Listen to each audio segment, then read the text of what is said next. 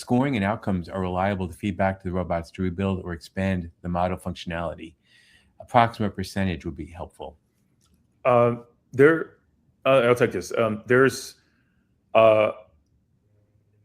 I think you have to have a good percentage of feedback if you're trying to do a specific task.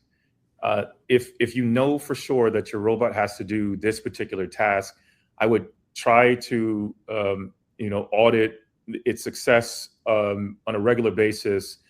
See if you can optimize things like the kinematics of the robot, basically how it moves to get to the success criteria.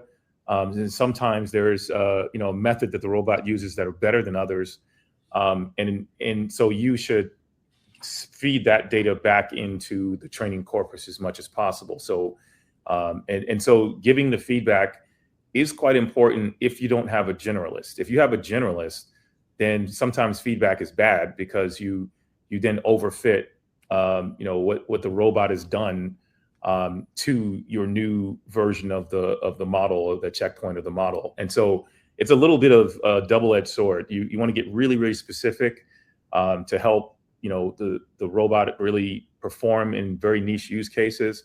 And in some cases, you really want to just let it be very general, because you'll find that the next new general task, if you've overfit, the robot may not be able to do the next new task.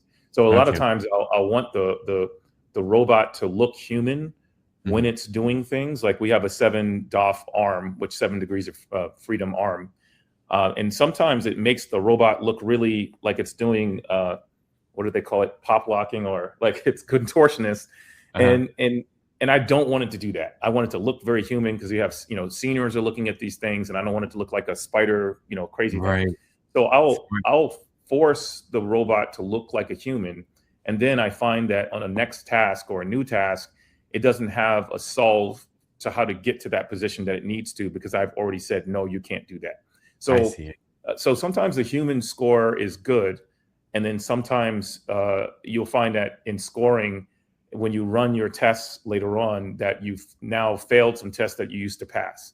So there's no magic answer to that.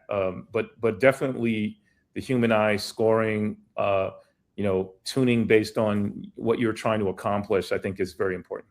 Yeah, well, it's a great question and super insightful answer. Here's a very